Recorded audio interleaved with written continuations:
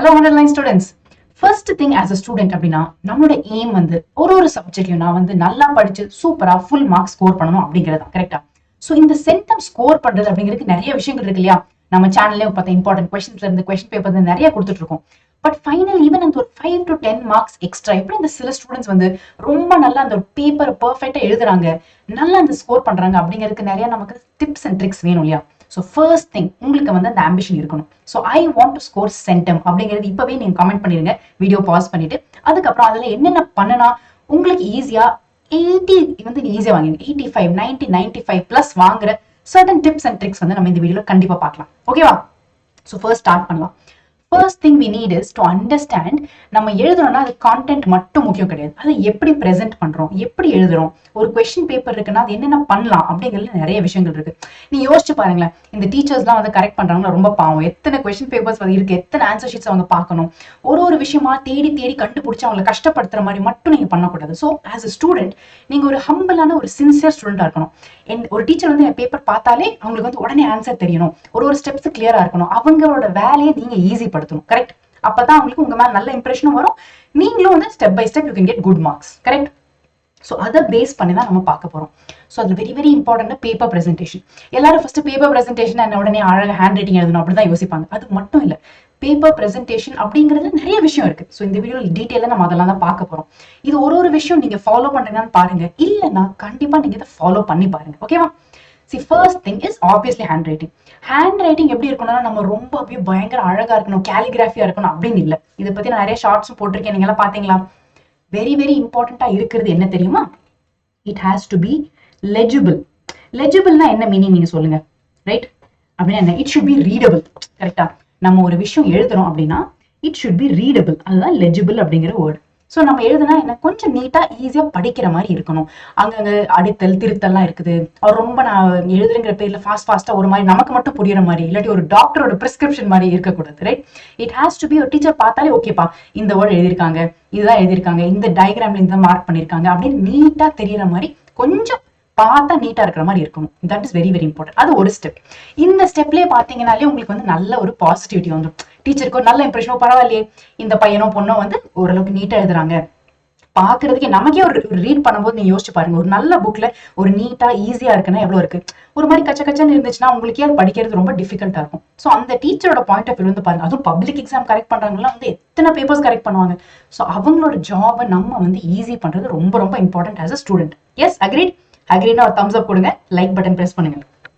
Also இன்னொன்று பாருங்களேன், நம்ம எப்படி ஆன்சர் பண்றோம், என்னென்ன பேட்டர்ன்ஸ் யூஸ் பண்ணுறது ரொம்ப ரொம்ப important. So as a student நீங்க பார்த்தீங்கன்னா நான் இதெல்லாம் ஃபாலோ பண்ணுவேன். ஃபார் எக்ஸாம்பிள் ஏதாவது ஒரு நம்ம வந்து டீடைல் கொஸ்டின் எழுதுறோம் அப்படின்னா ஹெட்டிங்ஸ் தெளிவாக எழுதுறது, அதில் அண்டர்லைன் பண்றது. ஓகே, அதே மாதிரி பாயிண்ட்ஸ் எல்லாம் வரும்ல சில ஆன்சர்ஸ்லாம். ஸோ நீங்க 1 2 3 ஆர் நீங்க வந்து ஒரு புல்லட் பாயிண்ட்ஸ் எழுதுறது. ஸோ அது வந்து ஒரு நல்ல இம்ப்ரெஷன் கொடுக்கும், ரொம்ப நீட்டா இதுதான் பாயிண்ட்ஸ் 1 2 3 ஆர்னா அப்படி எழுதும்போது இந்த டீச்சருக்கு ரொம்ப ஈஸியா இருக்கு. ஸோ கீவேர்ட்ஸ்லாம் இருக்குன்னா கீவேர்ட்ஸ்லாம் நீங்க அண்டர்லைன் பண்ணுங்க. நான் டெஃபினட்டா யூஸ் டூ தட். இங்கிலீஷ்லயோ சோஷியல் டீடைல் கொஸ்டின்ஸோ பேராகிராஃப் கொஸ்டின்ஸ் எழுதும் போதுலாம் டெஃபினட்டா அந்த கீவேர்ட்ஸ்லாம் நம்ம அண்டர்லைன் பண்ணலாம். That is very good. அப்புறம் இன்னொன்று பார்த்தீங்கன்னா இந்த மேத்ஸ்ல நான் லைவ்ல வரும்போது கூட நிறைய பேர் சொல்லுவாங்கல்ல, லாஸ்ட் ஆன்சர் வந்து பாக்ஸ் போடுங்க. ஸோ நல்ல ஃபைனலாக ஒரு ஹைலைட் பண்ணுறதுக்கு ஒரு நல்ல நீட்டா இதை ஆன்சர் பாருங்களேன் 4/3 அப்படி தான் வந்துச்சுன்னா அது நல்ல ஒரு பாக்ஸ் போட்டு ஃபைனல் ஆன்சர். சம்டைம்ஸ் சில பேர் டபுள் அண்டர்லைன் பண்ணுவாங்க. What ever it may be. Right? அது ஃபைனல் ஆன்சர் அப்படிங்கிறது நீட்டா தெளிவா அந்த டீச்சருக்கு போய் புரியுற மாதிரி நம்ம ஹைலைட் பண்ணி வைக்கிறது வெரி வெரி இம்பார்ட்டன்ட்.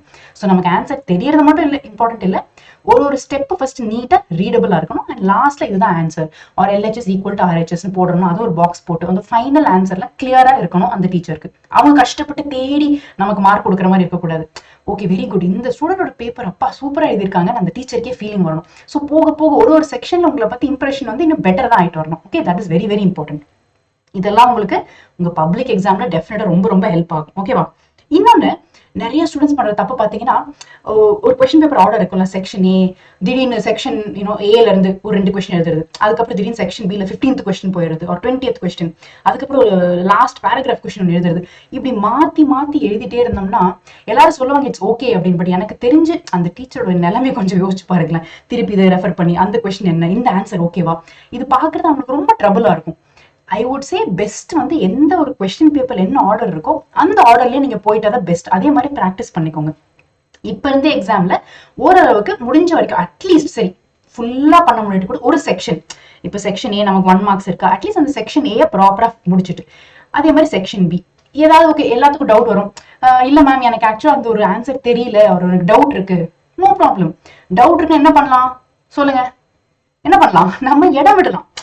இப்போ வந்து கொஸ்டின் நம்பர் 3 எழுதுறேன், ஓகே ஏதோ எழுதியாச்சு, திடீர்னு கொஸ்டின் நம்பர் 4ல வந்து எனக்கு கொஞ்சம் டவுட் இருக்கு, நான் நெக்ஸ்ட் அப்புறமா வந்து எழுதுறேன்னு ஃபீல் பண்றேன்னா, even I use to do this, நான் என்ன பண்ணுவேன், கொஞ்சம் கேப் விட்டுருவேன், நல்லாவே எக்ஸ்ட்ரா கேப்பே விடலாம், ஒன்றும் தப்பே இல்லை. சரி எனக்கு எவ்வளவு கேப் விடுறது, இந்த மாதிரிலாம் யோசிக்காதீங்க, ரொம்பலாம் யோசிச்சுட்டு இருக்க வேண்டாம். என்ன பண்ணலாம், அப்ராக்சிமேட்டா உங்களுக்கு தெரியும் 2 மார்க்ஸ்னா எவ்வளவு வரும், பேராகிராஃப்னா எவ்வளவு எத்தனை பேஜஸ் நமக்கு தெரியும், அத்தனை பேஜ் கேப் விடுங்க, எக்ஸ்ட்ராவே விட்டுருங்க. என்ன ஆகும், நானும் இந்த மாதிரி நிறைய டைம்ஸ் எழுதும் போது எக்ஸ்ட்ரா விட்டு இன்னும் எக்ஸ்ட்ரா கேப் இருந்துச்சுன்னா அதை ஜஸ்ட் ஸ்ட்ரைக் அவுட் பண்ணிடலாம், ஒன்றும் தப்பு இல்லை, ரைட்? ஸோ எக்ஸ்ட்ரா கேப் விட்டுட்டு யூ ரைட் அதர் கொஸ்டின்ஸ், அப்புறம் திருப்பி வந்து you fill that portion off. இதுக்கு பதிலாக அப்படி இப்படின்னு ரொம்ப மாத்தி மாத்தி எழுதணும்னா அதே ரொம்ப டிஃபிகல்ட்டா இருக்கும் கரெக்ட் பண்றதுக்கு. ஓகே, இது ஒரு ரொம்ப ரொம்ப இம்பார்ட்டன்டான பாயிண்ட். அப்புறமா பார்த்தீங்கன்னா டயக்ராம்ஸ், இது நமக்கு தெரியும், எஸ்பெஷலி நமக்கு பயாலஜி, பிசிக்ஸ், ஈவன் மேத்ஸ்லயே, ரைட்? இதெல்லாம் வரும்போது நமக்கு வந்து டயக்ராம்ஸ் நிறைய வரும். அந்த டயக்ராம்ஸ்ல ஃபர்ஸ்ட் முடிஞ்ச வரைக்கும் நீட்டா எழுதுங்க. எல்லாருக்குமே அழகா வரையணும்னு இல்லை, பட் நீட்டா வரைங்க. முடிஞ்ச வரைக்கும் லேபிளிங் கரெக்டா இருக்கணும், அதோட பார்ட்ஸா இருக்கட்டும், நேம்ஸா இருக்கட்டும், அதெல்லாம் கரெக்டா நீட்டா எழுதுங்க. அண்ட் சில சமயம் நிறைய பேருக்கு இதுல வரையணுமா வேண்டாமா இந்த மாதிரி டவுட்ஸ் எல்லாம் வரும். கரெக்டா உங்களுக்கும் வந்திருக்கா? மேத்ஸ்ல எஸ்பெஷலி இப்போ ட்ரிக்னாமெட்ரில ஒரு ப்ராப்ளம் வருதுன்னா இது கிவன் இருக்கே, நம்ம வரையணுமா வேண்டாமா? நான் என்ன ஃபாலோ பண்ணுவேன்னா, better to do than not to do. உனக்கு டவுட் இருக்குன்னு வச்சுக்கோயேன், அது வரைஞ்சிட்டா பெட்டர், அதனால எதுவும் லூஸ் பண்ண போறது இல்லை. பட் வரையாம விட்டோம்னா நம்ம லூஸ் பண்ணுவோமா, அதுக்கு ஏதாவது மார்க் இருக்குன்னா, ஒரு டவுட் வந்துருச்சுன்னா பெட்டர் டு டூ இட். ஓகேவா? அது வந்து very very important. Just at all உனக்கு டவுட் இருக்கு அப்படின்னாலும் பரவாயில்ல, டெஃபினெட்லி அது வரைஞ்சிருங்க, அதுதான் பெட்டர்.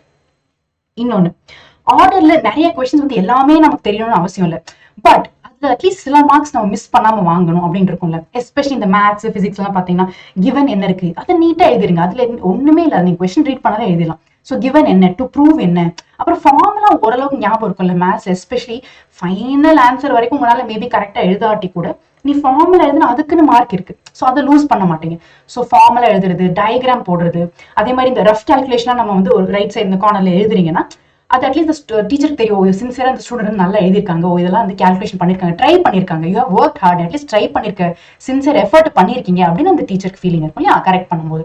ஸோ என்னென்ன உங்களுக்கு தெரியுமோ whatever you have done அதை நீட்டா அட்லீஸ்ட் பிரசென்ட் பண்ணுங்க. ஃபைனல் ஆன்சர் மிஸ்டேக் இருந்தா கூட உங்களுக்கு அது 80% மார்க் வந்தாலே பெரிய விஷயம் தானே, right? So that's a good thing. So இதெல்லாம் மிஸ் பண்ணாம என்னென்ன உங்களுக்கு தெரியுமோ அதெல்லாம் நீட்டா கண்டிப்பா இப்படி எழுதிருங்க. ஓகேவா? அண்ட் லாஸ்ட் வந்து வெரி வெரி இம்பார்ட்டன்ட் ஸ்டெப் என்னன்னா, ஒரு 5 minutes ஆஃப் செக்கிங் டைம். இது நான் ஒத்துக்கிறேன், எனக்குமே நான் எழுதும் போது ரொம்ப நிறைய பேர் 10-15 minutes இருக்கும், ஃபுல் பேப்பர் செக் பண்ணணும் அப்படின்னு எனக்கே டைம் இருக்காது. நான் கொஞ்சம் ஓரளவுக்கு நீட்டா எழுதணும்னு பார்ப்பேன், எல்லாத்தையுமே டயக்ராம்ஸ் எல்லாம் போடணும், அண்டர்லைன் பண்ணணும், இதெல்லாம் பண்ணுவேன். ஸோ எனக்கு மேபி ஒரு 3 minutes 5 minutes தான் எக்ஸ்ட்ரா இருக்கும் லாஸ்ட்ல. ஸோ அந்த டைம்ல என்ன பண்ண முடியும், நம்ம ஃபுல் பேப்பர் உட்காந்து செக் பண்ண முடியுமா?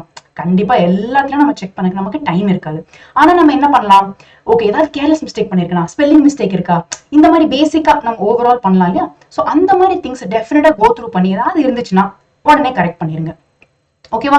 This much we can do, right?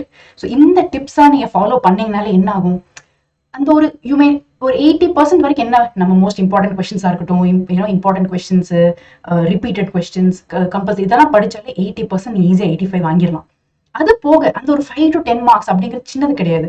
அதுவும் 11th 12th கட் ஆஃப்லாம் பாத்தீங்கன்னா 5 மார்க்ஸ் 10 மார்க்ஸ் பெரிய விஷயம். ஸோ அந்த நம்ம கையில இருக்கிற 5 to 10 மார்க்ஸ் அதையே நம்ம மிஸ் பண்ணணும், கரெக்டா? ஸோ இந்த மாதிரி இருக்கிற இந்த டிப்ஸ்லாம் உங்களுக்கு யூஸ்ஃபுல்லா இருக்கும் நம்புறேன். ஸோ டெஃபினட்டா லைக் பண்ணுங்க, நம்ம சேனல் சப்ஸ்கிரைப் பண்ணலாம், சப்ஸ்கிரைப் பண்ணுங்க, ஃப்ரெண்ட்ஸ்க்கும் ஷேர் பண்ணுங்க, நம்மளோட எல்லா லைவும் டெஃபினட்டா அட்டென்ட் பண்ணிருங்க, மிஸ் பண்ணிடாதீங்க. பிகாஸ் அதுலயே நிறைய பேர் நல்லா படிச்சுட்டு இருக்கோம், கரெக்ட்? இது போக உங்களுக்கு வேற என்ன டிப்ஸ் அண்ட் ட்ரிக்ஸ் ஏதாவது வேணும் அப்படின்னு ஃபீல் பண்ணா அதையும் காமெண்ட்ஸ்ல ஷேர் பண்ணுங்க, நம்ம நெக்ஸ்ட் வீடியோல பார்க்கலாம். Okay, all the best.